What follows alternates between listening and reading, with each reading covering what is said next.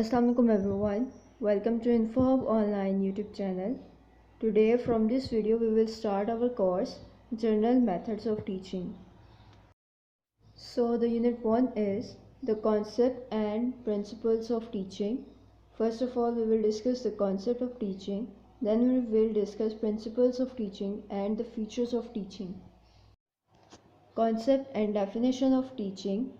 According to H.C. Morrison, teaching is an intimate contact between the more mature personality and a less mature one.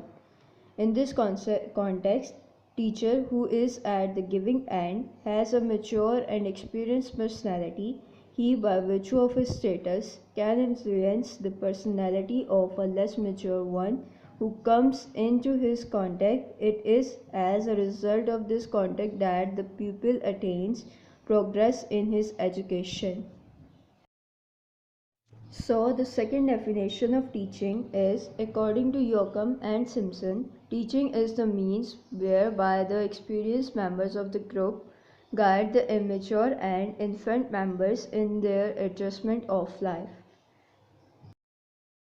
So according to this definition, the act of teaching involves the acts of guidance and adjustment. Guidance is to be provided by the mature and experienced person to the immature and inexperienced one to help in the adjustments of latter. This is the essence of teaching and education. Our next topic is nature of teaching.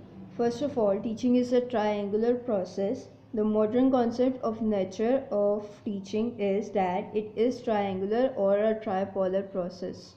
The three focal points of this process are teacher, the child, and the subject matter. There is a close relationship among the three. In fact, teaching is the uniting power. Our second point is chain of activities. Teaching in general is not confined to a single act or activity. It involves a chain of activities. The activities that comprise teaching are linked to one another in a systematic manner. One activity leads to another till the goal is achieved. Third point is causes change in the behavior. So the goal of all teaching is desirable change in the behavior. This change in behavior is the result of various activities performed during the course of teaching. Our next point is that it is an intimate contact. According to Morrison, teaching is an intimate contact between a mature person and an immature one. Once this contact or link is established, the resultant gain is in favor of the less mature person, that is the pupil. The positive change in behavior of the learners will result from cordial relationship between the teacher and the thought. The third part of our unit 1 is principles of teaching. Principle of effective teaching may be discussed under two heads. Act of good teaching essentially demands that the teacher should know the child's mind, and he must also understand the methods he is employing for teaching.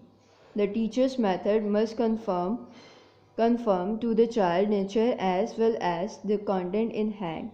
To be successful in teaching, the teacher must understand general principles of teaching and psychological principles of teaching. Following are the 10 most important general principles of teaching. First of all, the principle of aim. There should be a definite aim for every lesson. Without it, even the best lesson would fail to achieve its objective. Children do not gain much if the lesson is planned aimlessly and haphazardly. Definite aim serves as the goal for the teacher. It will make teaching more precise and definite. It renders teaching and learning interesting and effective.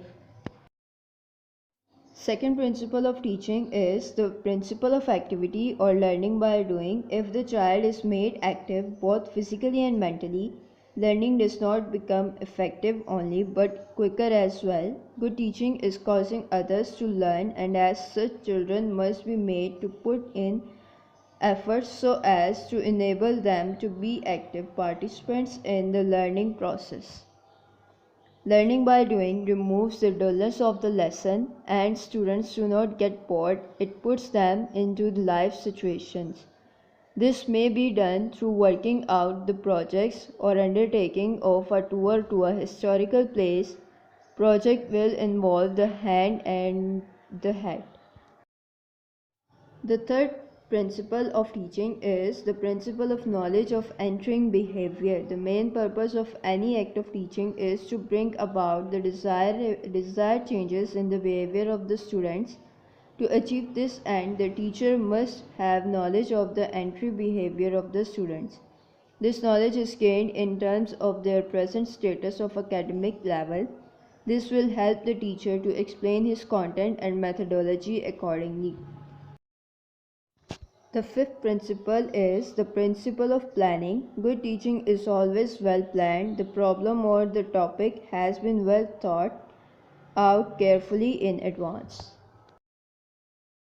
The sixth principle of teaching is the subject mastery. Mastery of the content of a subject is a precondition for successful teaching. Mastery of the subject content should be completed with the mastery of the skill of teaching. This twin mastery will help the teacher to gain control over the class and also gain confidence in himself.